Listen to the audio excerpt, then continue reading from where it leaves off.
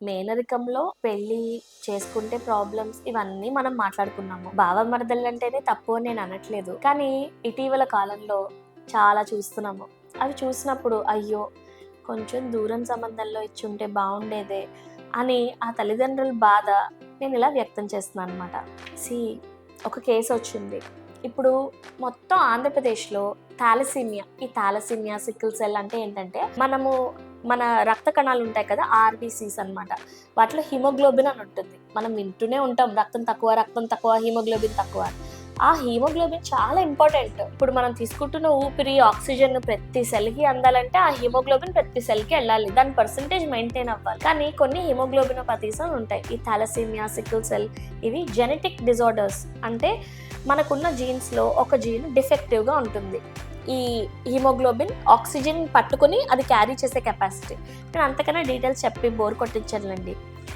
So, ఆ haemoglobin carry చేసే ఆ జీన్ ఉంటుంది కదా! ఇప్పుడు నేను ప్రతిసారి చెప్తూ ఉంటాను. తల్లి నుంచి ఒక జీను, తండ్రి నుంచి ఒక జీను వస్తుంది అని. సో, ప్రతిదానికి 2 కాపీస్ ఉంటాయి మనకి. ఈ 2 కాపీస్‌లో ఒకటన్నా నార్మల్‌గా ఉందనుకోండి, మనం బానే ఉంటాము. ఒకటి బాలేదనుకోండి దాన్ని క్యారియర్ స్టేట్ అంటారు. ఇప్పుడు ఇలాగా థాలసీమియా, సికిల్ సెల్ వీటికి ట్రైట్ అంటే క్యారియర్ అంటే ఒక జీన్ బాలేదని. మేజర్‌గా డిసీజ్ రావడానికి 2 జీన్స్ బాలేకుండా ఉండాలి. 2 బాలేకుండా ఉండాలి. అప్పుడు చాలా ప్రాబ్లమ్స్ వస్తాయి. ఇప్పుడు మొత్తం ఆంధ్రప్రదేశ్‌లో మనకి 100 మందిలో ఒక్కళ్ళకే ఈ థాలసీమియా ఉంటే మీరు కొన్ని ఏరియాస్, ట్రైబల్ ఏరియాస్, కొన్ని డిస్ట్రిక్ట్స్‌లో చూస్తే చాలా మందికి ఉంటాయి. ఆల్మోస్ట్ 20% దాకా ఉంటుంది. చాలా ఎక్కువ కదా!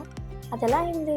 ఇదిగో మా తమ్ముడికిచ్చి పెళ్లి చేసి, మేనల్లుడికిచ్చి పెళ్లి చేసి, అలా తరతరాలుగా అవ్వడం వల్ల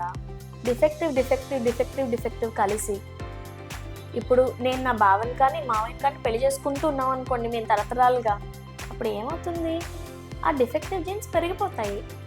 అప్పుడు నాకు డిఫెక్టివ్ ఇప్పుడు ఇద్దరు 2 డిఫెక్టివ్ ఉన్న జీన్ వాళ్ళు అసలు అంతకాలం ఉండరు. పెళ్లి చేసుకుని అదంతా చాలా దూర్ కి బాత్. సో, కామన్‌గా ఏమవుతుంది? ఒక డిఫెక్టివ్ జీన్ ఉన్న వాళ్ళు పెళ్లి చేసుకుంటారు. పిల్లల్లో సగం మందికి మేజర్ డిసీజెస్ వచ్చి వాళ్ళు వాళ్ళ జీవితాలకే పోరాడడం అనేది జరుగుతూ ఉంటుంది. ఇవన్నీ కాకుండా ఉండాలంటే మనం ఎంత దూరంగా పెళ్లి చేసుకుంటే అంత మంచిది. ఇంకొకటి కూడా ఉందండోయ్! పెళ్లి చేసుకునే ముందరే కొన్ని క్యారియర్ టెస్టింగ్‌లు ఉంటాయి.